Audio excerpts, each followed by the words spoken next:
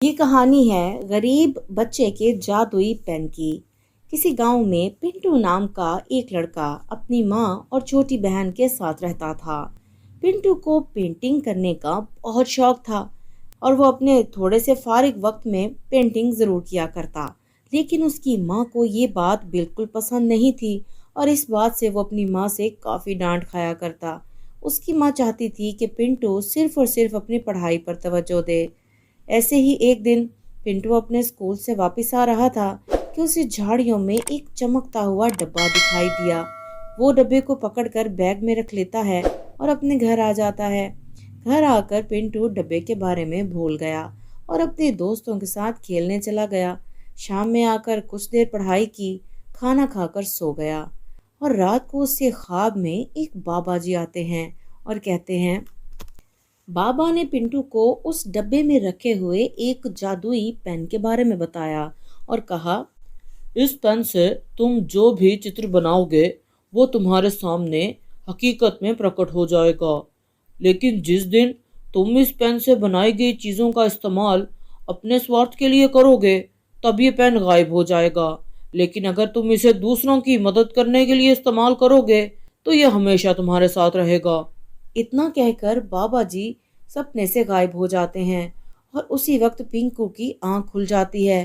पिंटू जल्दी से उठकर अपने बैग में जाकर वो डब्बा खोलता है और उसे सच में वहां एक जादुई पेन मिलता है।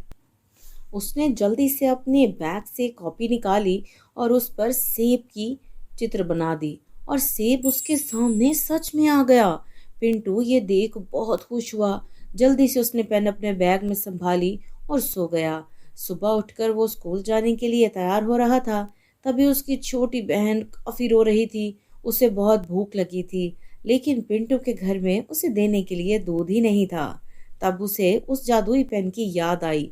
वो जल्दी से कमरे में गया और अपनी कॉपी पर जाकर उसने दूध की एक भरी हुई बोतल का चित्र बना दिया और दूध की एक भरी हुई बोतल उसके सामने आ गई। उसने अपनी बहन को जाकर दूध पीने के लिए दिया। ये देख उसकी माँ काफी हैरान हो गई और उससे इस दूध के बारे में पूछा।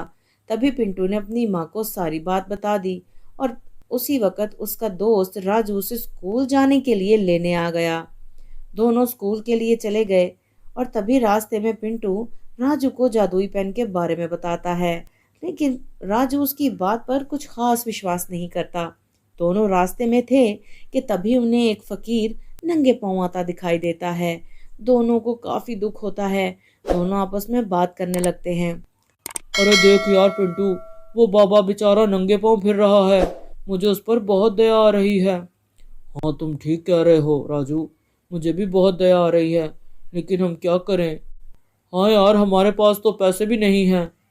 मैं कुछ करता हूँ।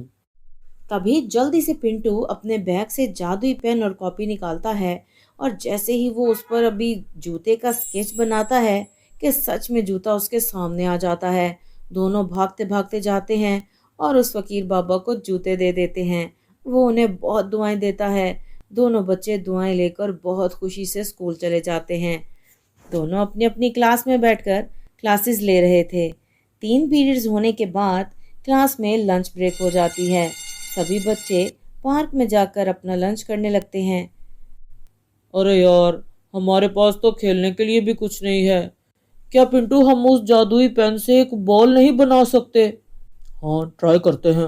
और तभी पिंटू जैसे ही कॉपी पर बॉल का स्केच बनाता है, बॉल उसके सामने आ जाती है और वो दोनों अपने दोस्तों के साथ खूब मस्ती मजा करते रहे। लंच ब्रेक खत्म होने के बाद हिंदी की क्लास थी। उनके क्लासमेट के पास बुक नहीं थी। ये देख पिंटू फिर से दुखी हुआ और उसने अपने जादुई पेन से कॉपी पर हिंदी की बुक का चित्र बनाया और हिंदी की बुक उसके सामने आ गई। उसने अपने दोस्त की मदद कर दी। जब वो लोग स्कूल से वापस घर जा रहे थे, तभी एक बार उससे राजू कहता है। यार पिंटू, क्या इस जादुई पेन से हम अपने लिए एक साइकिल नहीं बना सकते। हाँ ट्राई कर सकते हैं। लेकिन राजू, ये पेन तो मुझे दूसरों की मदद करने के लिए मिला था। अगर अपने लिए करूँगा तो क्या ये ठीक होगा। अरे हाँ यार, अपने लिए कौन सा कोई गलत काम है। ज़रूरत है तुझे, कर ले। तभी पिंटू अपने दोस्त की बात मानकर साइकिल की स्केच बनाता है और साइकिल उनके सामने आ जाती है। जल्दी से पेन बैग में संभाल कर दोनों साइकिल पर घर जाते हैं। जैसे ही साइकिल से दोनों उतरते हैं, साइकिल गायब हो जाती है। अरे ये क्या हो गया? अरे पिंटू, जल्दी से तू एक नया साइकिल स्केच कर ले।